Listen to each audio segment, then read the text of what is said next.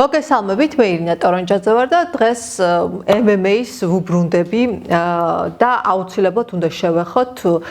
რაც ვიხილეთ კვირას გამთენიისას, ანუ ესე იგი ოლივეირას და მაქს ჰოლოვეის შერკინება BMF კამარზე. ეს BMF-ი ხა ყველა მიცით, რომ best ამის თქვა არ შემიძლია, მაგრამ BMF კამარი, რაც გულისხმობს, რომ ორი ყველაზე მაგარი, ყველაზე თავზე ხელაღებული მებრძოლი იბრძვის, რომ აი ყველაზე არ ვიცი, ქართული შესატყვისის არაკორექტულია, აი ყველაზე მაგარი ტიპი უნდა იყოს და ამ ხრივ რა თქმა უნდა, ხა წინასწარ მაქს ჰოლოვეი და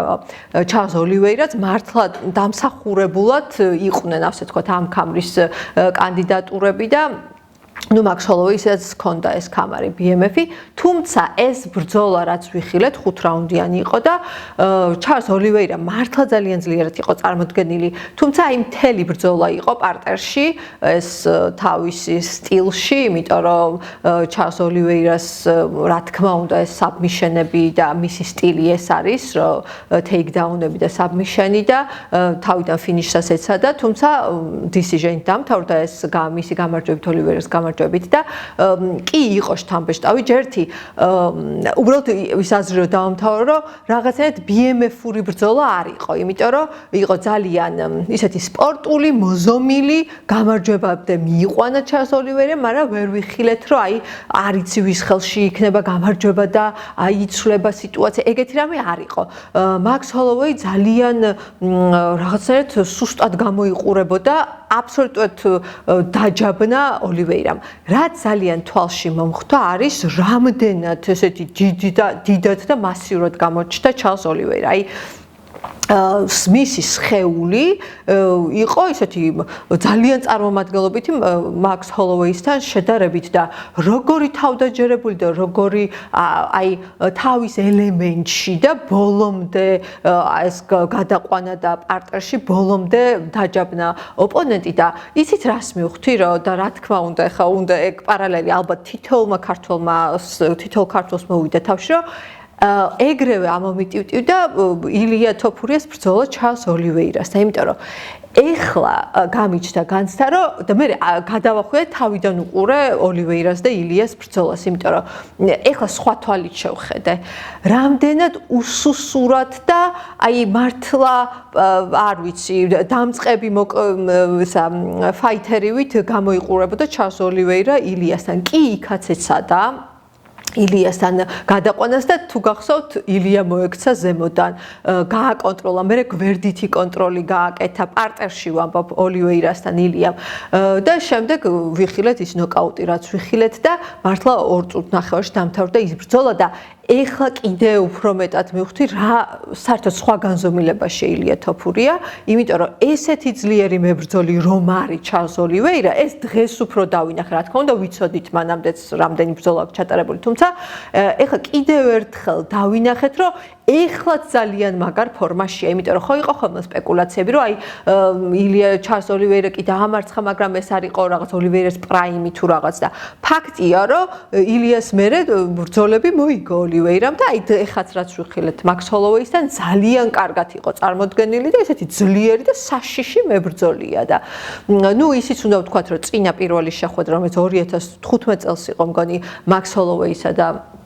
ჩარლზ ოლივეირას შორის და მაშინ ჩარლზ ოლივეირამ ტრავმა მიიღო და მაქს ჰოლოვეიმ ასე მოიპოვა, ასე ვთქვათ, გამარჯვება რაღაც პირველივე წუთებში დაიტრამვა ოლივეირა და მაშინ მაქსმა მოიგო, თუმცა ეხა ეს მეორე ბრძოლა მართლა სხვანაირად შედგა და ნუ კი ბატონო მოიპოვა დამსახურებულად ეს BMF კამარი, მაგრამ მოდი ვთქვათ, რომ ნამდვილი BMF კამრის მფლობელი ნაღდად ილია თოფურია, ორივე დამარცხებული ყავს მაქს ჰოლოვეი მესამე რაუნდში დანოკაუტებული, ჩარლზ ოლივეირა პირველივე რაუნდში დანოკაუტებული და ჩემთვის ცოტა ირონიულია ხა რომ ეს BMF კამარი თამაშდებოდა საერთოდ თუ რაღაცა ამაზე შეჯიბრი მიდიოდა, მგონია რომ ცოტა ამ ხრივ ღიმილის მომგვრელია ეს ყველაფერი, მაგრამ მაინც კარგი სანახაობა იყო. რაც თავარია ძალიან მნიშვნელოვანი რამე მოხდა ამ გუშინ, ესე იგი კვირადილის ივენტზე გახდა ცნობილი White House-ის ქარდი, როგორც იქნა გაამჟღავნა დანა ვაითმა და 6 ბრძოლით არის წარმოდგენილი და main event-ი იქნება ილია თოფურია და ჯასტინ გეიჯი. ნუ ესეც მოველოდით, უბრალოდ ჩემთვის გასაკვირი ის არის, რომ მოლოდინი იყო, რომ იქნება რაღაცა სუპერ ბრძოლები და ჯონ ჯონს ვიხილავთ და მაკგრეგორის დაბრუნებას და რაღაცა საოცარი ანონსები იყო და აბსოლუტურად უსახური ბრძოლებია, ნუ რა თქმა უნდა, ილია თოფურიასა და ჯასტინ გეიჯი, რომ main event-ია, ეგ რაღაც ეგრე უნდა ყოფილიყო და ეგ ვიცოდით კიდევაც, მაგრამ დანარჩენი ბრძოლები, აი ლამის გინდა ყოფილა და გინდა არა, მაგრამ ჩვენთვის აუცილებლად ძალიან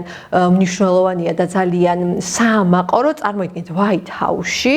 ამხელა ექსკლუზიური ღონისძიება ტარდება, ხო? რაც მოინდომა ეს ტრამპმა და მთავარი ივენთის, ესე ვთქვათ, მთავარი სუპერ ვარსკვლავი არის ილია თოფურია, ქართველი და ეს რაღაცა საოცარი დამატებითი წონა აქვს ამ ყველაფერს, გარდა იმისა, რომ სპორტულ ჩვენს ჟინს და ინტერესს აკმაყოფილებს. უნდა აღვნიშნოთ ისიც, რომ რუსი მებრძოლი არც ერთი არ იქნება წარმოდგენილი და უნდა ვაღიაროს სადღაც ეს მესია მოუნა, იმიტომ რომ რაღაც პრინციპულობა გამოაჩინა თეთრმა სახლმა და ამერიკის შეერთებული შტატების სამთავრობო ადმინისტრაციამ და რაღაცნაირად მოსაწონი მგონია ეს ამბავიც. და ეს კიდე ცალკე თემა, ხო, ეხლა გეიჯის რაც ეხება, გეიჯი სხვათა შორის მაქს ჰოლოვეიმ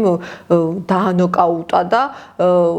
სხვა შორის ძალიან შთამბეჭდ იყო ილიასთან შეხვედრამდე, სანამ მაქს ილიას შეხვდებოდა და ისე შთამბეჭდავად დაანოკაუტა.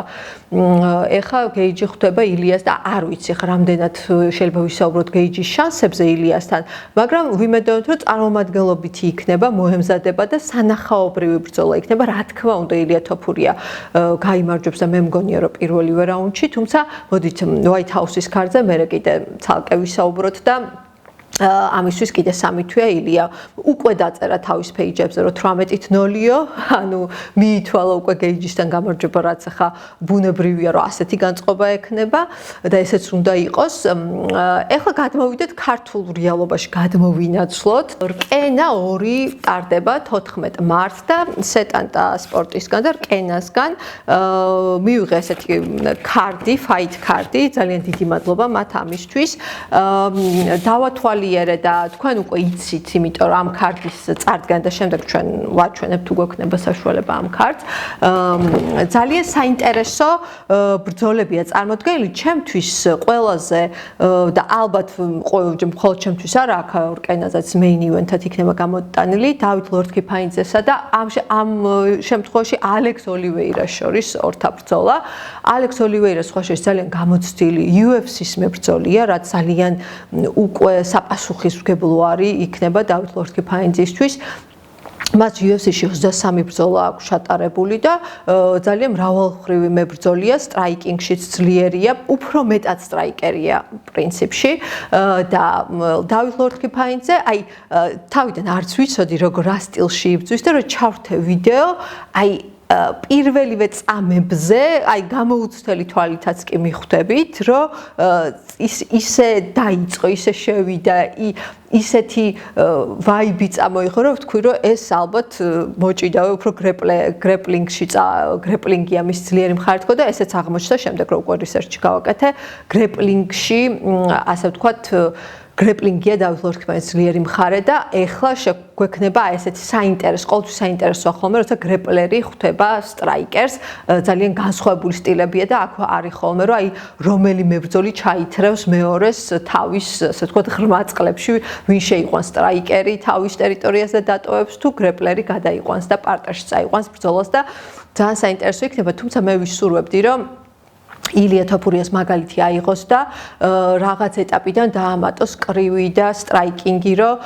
მართლა ეხლა უკვე თანამედროვე და ახალი თაობის სპორტსმენისთვის ძალიან მნიშვნელოვანია MMA-ში, რომ უნივერსალური მებრძოლი იყოს და რადგან ესეთი მაგარი მონაცემები აქვს, ალბათ ასეც იქნება და ასეც გააკეთებს, თუმცა ეხლა დიდ წარმატებას უსურვებ დავით ლორთქიფანიძეს და ძალიან საინტერესო ივენთი იქნება, რა თქმა უნდა, ვაპირებ, რომ დავესწრო 14 მარტს სპორტის სასახლეში იქნება რკენა და ვფიქრობ, რომ აი ესე რომ თანმიმდევრულად ავითარებენ აი ამ ივენთებს და ესეთი ჩართულობა თვითონ სპორტსმენების მხრიდანაც და მაყურებლის მხრიდანაც ეს ძალიან დიდი წარმატება და ძალიან კარგი ბაზა იქნება უკვე თუნდაც UFC-ს შემდეგ რომ UFC-ში გააგრძელონ კარიერა ჩვენმა ასე ვთქვათ მებრძოლებმა. სხვათა შორის აი დღევანდელი კვირა გამთენი ისეს რა ივენთიც იყო იქ გამოჩნდა აი მაქს ჰოლოვეის და ჩარლზ ოლივერას შორის ბრძოლას გულისხმობ გამოჩნდა რამდენად მნიშვნელოვანია რომ მებრძოლი არ იყოს დამოკიდებული მხოლოდ სტრაიკინგზე იმიტომ რომ როგორც კი ეხა მაქს ჰოლოვეის ითვლება რომ კარგი დიფენსი აქვს გრეპლინგში მაგრამ ნუ ეს არ ჩანს ეხა არ ვიცი სად ითვლება გრეპლინგის მხარე არ არის მისთვის ძლიერი მხარე და ეს ძალიან აი პირდაპირ ისეთ წამგებიან მდგომარეობაში აღმოაჩინა უკვე კარგ გრეპლერთან რომ აი ფაქტობრივად გინდა ცოდნია სტრაიკინგი და გინდა არა ამიტომ აი ის რომ იგივე ილიასის ტაქტიკა რომ დაამატა თავის გრეპლინგს და იმ ფუნდამენტს საიდანაც მოდიოდა სუპერ კრივი და სტრაიკინგი ეს არ არის მხოლოდ ის რომ რაღაცა ახირება ეს ასეც უნდა იყოს რომ მართლა დიდ შედეგებზე თუ გინდა გახვიდე იმიტომ როგორც კი აი ესეთ მდგომარეობაში გრეპლერს შეხვდება სტრაიკერი აღმოჩნდა რომ ძალიან წამგებიან მდგომარეობაში აღმოჩნდა და ძალიან უსუსურად გამოიყურებოდა. კიდევ ერთხელ ვუსურვებ წარმატებას ახლა დავბრუნდები ისევ რკენაზე და დავით ლორთქიფანიძეს და ყველა მაყურებლები ველოდებით რომ 14 მარტს იქნება სანახაობრივი ივენთი. ძალიან დიდი მადლობა და ჩვენ კვლავ შევხვდებით.